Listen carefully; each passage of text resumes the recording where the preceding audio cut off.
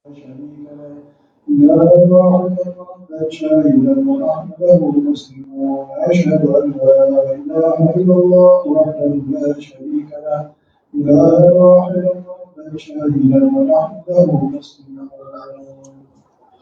بسم الله الرحمن الرحيم. السلام عليكم ورحمة الله وبركاته. الحمد لله الحمد لله الذي هدانا لهذا وما كنا لنهتدي لولا أن هدانا الله. الحمد لله رب العالمين حمدا يوافي نعمه ويكافئ مزيدا.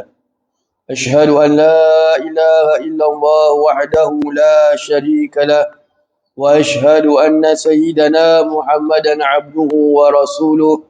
اللهم صل وسلم على سيدنا محمد مفتاح باب رحمة الله عدد ما في علم الله صلاة وسلاما دائمين بدوام ملك الله وعلى آله وصحبه عدد كل ذرة ألف مرة. اللهم صل وسلم على نور الأنوار وسر الأسرار وترياق الأغيار ومفتاح باب اليسار سيدنا ومولانا محمد المختار وآله الأطهار وأصحابه الأخيار عدد نعم الله وإفضاله. سبحانك لا علم لنا إلا ما علمتنا إنك أنت العليم الحكيم. رب اشرح لي صدري ويسر لي أمري واحلل عقدة من لساني يفقه قولي. أستغفر الله العظيم الذي لا إله إلا هو الحي القيوم وأتوب إليه. أما بعد.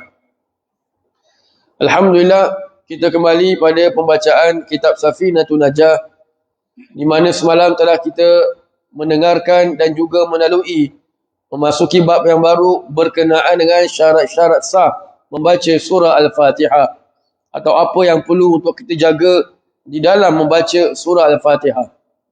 Kita telah melalui beberapa perkara daripada syarat-syarat tersebut, seperti tertib dan berturut-turut, menjaga huruf-hurufnya, menjaga syaddah ataupun sabdu di dalamnya, dan tidaklah dia berdiam dengan diam yang lama ataupun diam yang pendek dengan niat untuk memutuskan bacaannya tersebut. Maka kita menyambung pada hari ini seperti mana yang dikatakan oleh pengarang di sini, Bismillahirrahmanirrahim, wa qira'atu kulli ayatiha wa minha al-basmalah.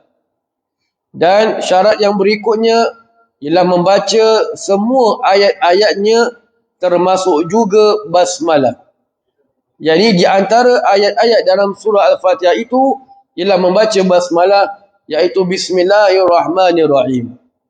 Jadi ini merupakan di antara syarat, atau boleh kita kata golongkan syarat yang keenam daripada surah Al-Fatihah, iaitu membaca semua ayat-ayat di dalam surah Al-Fatihah. Wajib bermula dengan basmalah dan berakhir pada ayat yang ketujuh, waladhdallin. Kalau surah-surah yang lain, kita tidak diwajibkan untuk membaca seluruhnya. Kita boleh memilih. Atau walaupun satu ayat, walaupun dengan ayat itu cuma ada 2 huruf saja, walaupun ayat itu cuma 3 huruf saja, maka dikira sebagai sah. Kita nak baca surah Yasin, baca ayat pertama je, Yasin. Lepas tu kita rukuk. Sah. Dia tak ada kata wajib baca sampai habis, tidak. Tapi surah Al-Fatihah wajib baca sampai habis. Pasal dia rukun. Jadi perkara rukun, apabila kita bicarakan berkenaan dengan rukun, dia nak kena sempurnakan. Jadi pengarang mengatakan di antara syarat membaca surah Al-Fatihah itu ialah membaca seluruh ataupun semua ayat-ayatnya. Wa minha al-basmalah, dan di antara ayat-ayatnya itu ialah membaca Bismillahirrahmanirrahim. Kalau mengikut mazhab Imam Syafi'i, basmalah itu merupakan ayat daripada surah Al-Fatihah dan daripada semua surah kecuali surah At-Taubah. Kalau ikut mazhab Syafi'i, Bismillahirrahmanirrahim itu adalah termasuk daripada surah Al-Fatihah, begitu juga termasuk daripada ayat semua surah kecuali surah Al-Fatihah, surah Al-Bara'ah ataupun surah At-Taubah. Baik, jadi membaca basmalah pada surah At-Taubah itu, kalau mengikut pendapat Imam Ibn Hajar, jika mana dimulakan dibaca surah Al-Bara'ah itu ataupun surah At-Taubah dibaca pada awal surah, maka di sisi Imam Ibn Hajar hukumnya adalah haram membaca basmalah. Jika mana dibaca surah At-Taubah itu daripada pertengahan, maka hukumnya makruh untuk dibaca basmalah. Adapun pendapat Imam Ramli mengatakan membaca basmalah pada awal surah At-Taubah atau surah Al-Bara'ah hukumnya cuma makruh saja. Tetapi jika mana dibaca pada pertengahan surah, hukumnya cuma harus. Subhanallah, ini khilaf antara Imam Ibn Hajar dengan Imam Ramli. Baik. Balik berkenaan dengan tadi, jadi apabila memberitahu bahawasanya basmalah itu termasuk daripada semua surah ataupun dibaca pada awal surah, bermakna kalau dibaca pada awal surah itu ada yang mengatakan wajib, ada yang mengatakan sunat. Subhanallah. Baik. Kemudian pengarang menyambung, wa adamu lahni al-mukhilli bil ma'na. Syarat yang ketujuh, hendaklah ia tidak ada lahan yang merubah kepada maknanya tersebut. Lahan ni boleh kita terjemahkan maknanya seperti menukar barisnya. Menukar barisnya, maka ini dinamakan sebagai lahan. Jadi bila dikatakan berkenaan dengan menukar barisnya, hukumnya itu jika mana ia menukarkan barisnya, sama ada baris yang merubahkan maknanya. Seperti dia mengatakan daripada an'amta, dia kata an'amtu atau an'amti, maka ini merubah kepada maknanya. Dan juga seperti menukar hurufnya. Ihdinas siratal mustaqim, dia baca ihdinas siratal mustaqim. Nun dengan mim, mim tu kalau kita baca kita tutup mulut. Nun pula dia buka mulut. Subhanallah, dia beza. Dia pula bila habis siratal mustaqim, dia buka ihdinas siratal mustaqim. So dia tak tutup bibir dia. Kalau ikut hukum tajwid, mim ni huruf bibir. Huruf bibir, bermakna bibir mesti bergerak. Tak boleh tak gerak bibir kalau baca huruf mim. So balik pada tadi, jadi kalau dia membaca surah Al-Fatihah itu, dia menukar barisnya atau menukar hurufnya, maka bacaannya itu tidak sah. So ini termasuk syarat daripada surah Al-Fatihah. Kemudian pengarang menyambung, wa antakuna halatal qiyami fil fardi, dan hendaklah Al-Fatihah itu dibaca ketika dalam keadaan berdiri bagi sembahyang wajib. Dibaca dalam keadaan berdiri bagi sembahyang wajib. Ini kalau dia ada mampu. Kalau tak mampu untuk berdiri, dia cuma boleh duduk saja sembahyang, maka dia wajib membaca surah Al-Fatihah ketika sedang duduk. Dalam erti kata yang lain, jika mana berdirinya itu belum stable, masih tergoyang-goyang, begitu juga ketika mana dia sedang duduk.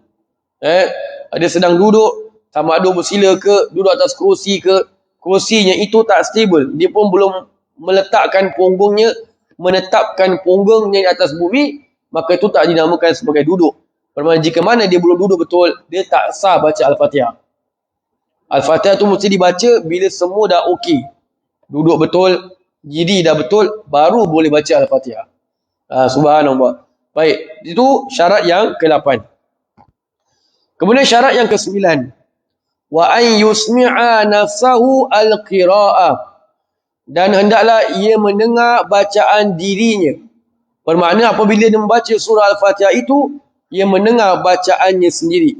Kerana surah Al-Fatihah ini adalah rukun qauli, rukun yang wajib untuk dilafazkan, untuk disebut. Kalau Al-Fatihah itu kita baca dalam hati, tak sah. Jadi kalau kita baca sekadar kita seorang saja yang mendengar, maknanya apa? Dalam keadaan yang normal, anginnya juga normal atau tidak ada angin. Kalau kita tutup kipas, tutup aircon ni, kita dalam seorang dalam bilik kita ni, kita boleh dengar bacaan kita, maka diukur sebagai sah. Tak payah nak literally kita nak kena dengarkan bacaan kita. Ambil dengar gini, bismillahirrahmanirrahim, alhamdulillah, was-was tu. Tahu salah, tak tahu pun salah. Tak tahu memang tak sah, yang tahu pula jadi macam gitu. Subhanallah. Jadi minimum tu dia nak kena dengar bacaan diri dia. Ini kalau keadaan normal, maknanya dia bukan pekak. Dan dia bukan bisu. Kalau dia kata, Ustaz, saya tak boleh dengar asal saya pekak. Memanglah nak buat macam mana. Jangan kasi alasan. Baik keadaan normal lah. Kalau agak-agak, kalau orang normal dia boleh dengar tak?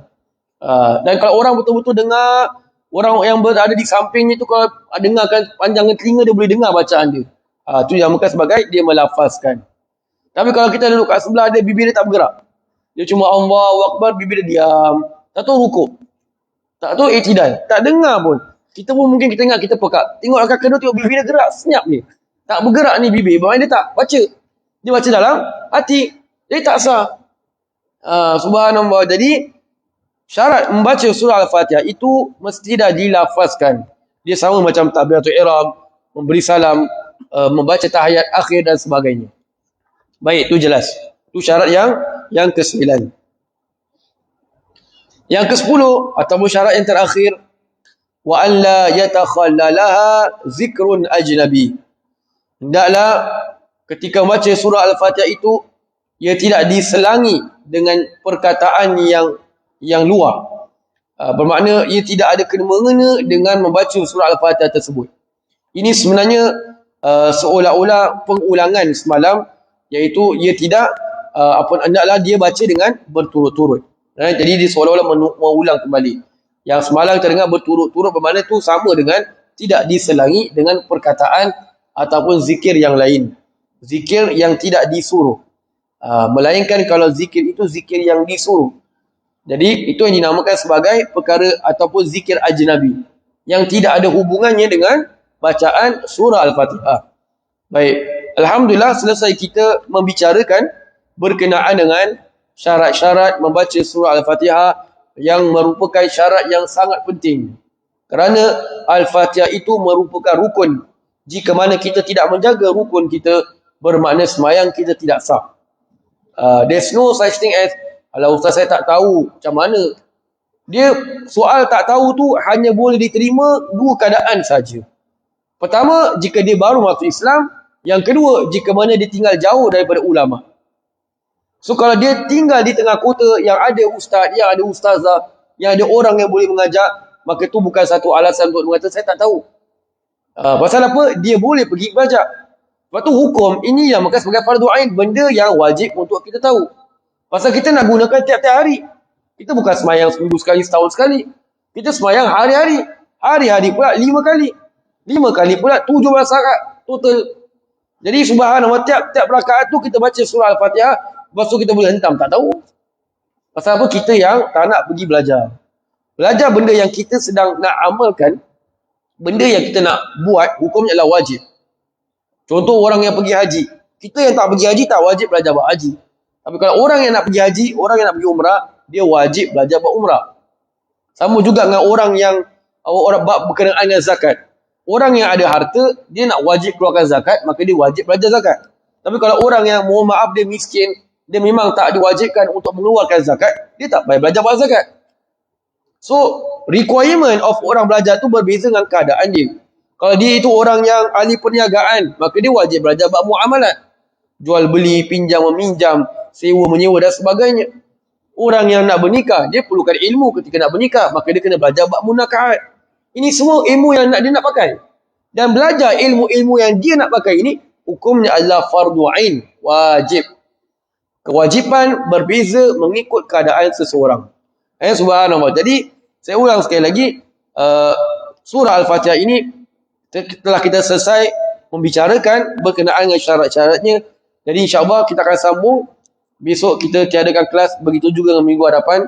Kita akan sambung pada hari Selasa yang berikutnya insyaAllah. Kalau dia menguap, tak ada bunyi, tak batal. Boleh. Pasal tu bukan benda yang dia sengaja. Sama juga dengan kalau dia bersin, batuk. Maka itu tak membatalkan Al-Fatihah dia, dia boleh continue. Dan tak batalkan solat. Tapi kalau dia menguap dengan bersuara, itu batal sebenarnya. Sedawa pun sama tak batal. Tapi kalau memang dia dengan sengaja, pasal suara tu kita buat. Tahu dia kalau tak, biasanya orang buat memang tak ada suara. Kan boleh tahan, dia nak Habis semayang balik sudah. Subhanallah. Baca surah Al-Asr dan tasbih kafar tu. Bismillah. آمين